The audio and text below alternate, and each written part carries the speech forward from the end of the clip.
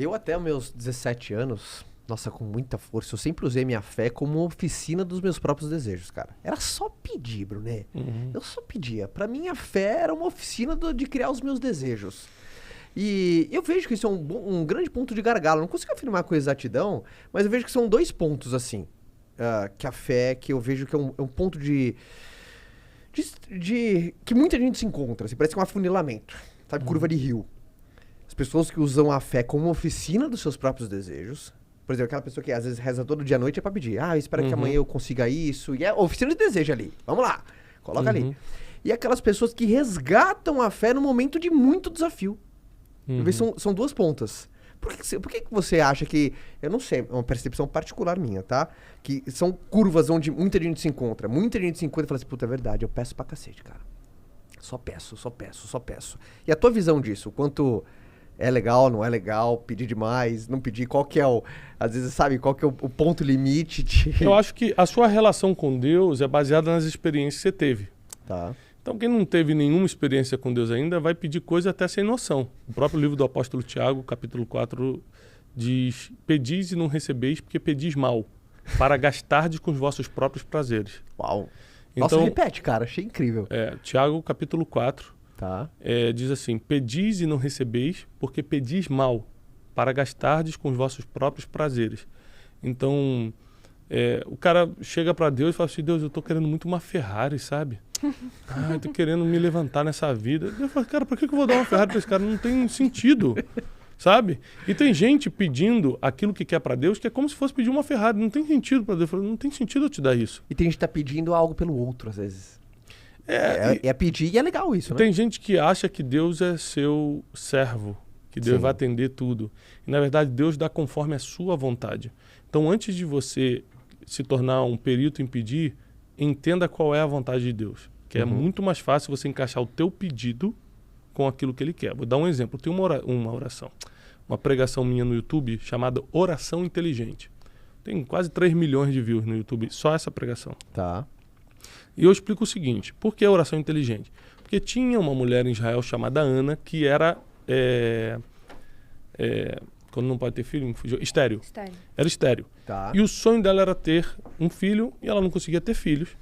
Naquela época podia ter mais de uma esposa. O marido dela, Eucana, tinha uma outra esposa chamada Penina, que tinha filhos e ficava caçoando dela. Então, todo ano ela subia no lugar onde era feita a adoração, que na época não tinha Jerusalém, e ela estava em formação, esse processo de Jerusalém e tal, e ela sacrificava ao Senhor e pedia um filho. E a Bíblia diz que Deus, vendo que ela estava sendo caçoada por outra, Deus intervém a favor dela. Porque a Bíblia diz assim que quando o teu inimigo cair, não ria dele. Porque Deus pode ver isso e ter misericórdia do inimigo. Então, assim, cara, a Bíblia é muito perfeita. O negócio foi escrito 1000 anos antes, encaixa com o que está acontecendo aqui. É um negócio assim, cara, é muito perfeito. Meio aquela coisa que um cara caiu, nunca torça contra alguém, né? Exatamente. Não, segue tua vida, deixa a justiça de Deus cuidar. Da mesma forma, não procura a justiça própria. A Bíblia diz que nós temos um advogado, Jesus Cristo, é Ele que resolve. E eu creio nisso e estou de pé até hoje, 40 anos de idade, estou seguindo. Tá. Então, ela pede e Deus apressa o pedido dela primeiro porque ela estava debaixo de perseguição. Toda vez que você está debaixo de uma perseguição, de uma calúnia, de alguém querendo competir com você, sendo injusto com você, Deus sempre fica do lado mais fraco. Deus sempre fica do lado do órfão e da viúva. Está na Bíblia, está escrito, não é o que eu acho, não. Então, nunca oprima o mais fraco, que geralmente Deus toma um partido do mais fraco. Segunda coisa que a gente aprende aqui é que ela começa a pedir um filho a Deus, começa a pedir um filho a Deus, começa a pedir um filho a Deus e Deus nunca dá. Mas tem uma época que o povo de Israel começa a pedir um profeta. Nós precisamos de um profeta, nós precisamos de um profeta. Ele fala, caramba, eu preciso fazer nascer um profeta. Deixa eu ver quem está na fila dos pedidos de filho. Então ela queria um filho, Deus queria um profeta. E aí em um dos anos ela faz uma oração. Ela fala assim, ela alinhou a oração dela. Se tu me deres um filho, eu te devolvo o mesmo filho como um profeta. Ele falou, fechado. Pronto. Deus dá o filho para ela no mesmo ano. Tira a vergonha dela, porque aí acaba aquela perseguição, a outra para de caçoar, não sei o que, papá. E ela pega Samuel, nasce o famoso profeta Samuel, daí vem o famoso profeta Samuel, que foi o profeta que ungiu Davi a rei, pai de Salomão. E ela devolve ele no templo e fala assim, ó, tá aqui meu filho. Quando ele desmamou, ela levou no templo e falou, tá aqui, eu devolvo. Aí a Bíblia diz, e Ana volta para casa e tem muitos outros filhos e filhas. Então, é uma história assim que mexe muito com a minha fé, porque é você alinhar a sua oração com a vontade de Deus. Aí as coisas acontecem. Se eu pedir coisa que não tem nada a ver, Deus fala, tá doido. É a mesma coisa, eu tenho 4 filhos. Meu filho José chega, pai, você me ama? Claro, filho, te amo. Me dá uma Lamborghini? Não tem sentido nenhum esse pedido. Não tem sentido, você não tem idade, você não tem carteira. A gente não tem dinheiro para isso. Eu vou pedir pro tio Caio, quem sabe ele transfere. Tio Caio faz um pix pra gente. Mas isso é uma coisa que eu sempre falo, né? É o quanto a gente julga as coisas. Ah, tá dando errado.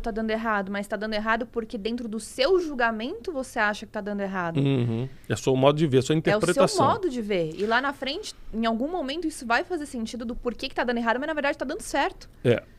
Isso tem a ver com uma frase que eu coloquei num dos meus últimos livros. Agora eu coloquei o seguinte: o que você chama de problema, Deus chama de treinamento.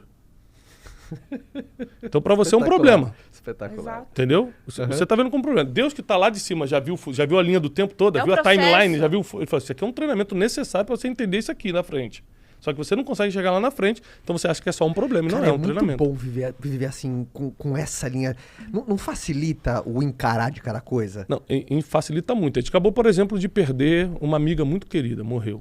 Ataque do coração do nada, nova. Buf. Chegou lá no enterro, aquele clima normal de enterro, o pessoal chorando e tal, mas não tinha ninguém depressivo, não tinha ninguém angustiado. Por quê? Todo mundo ali tinha a mesma fé. A fé em Cristo faz você enxergar a vida mais leve. Sim. Primeiro que é a única fé que te dá esperança para tudo. A Bíblia diz em Romanos, nenhuma condenação há para o cristão em Cristo Jesus. Então o cara está oprimido por causa do passado que ele teve.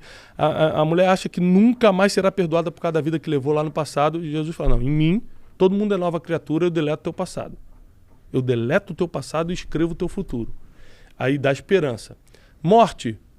Essa terra aqui não é o fim, é só o começo. Então você morre, você começa uma nova vida e eterna agora. Então, não existe nada, nenhum problema que você me traga que o evangelho não ofereça uma esperança. E leve. Leve, tranquilo.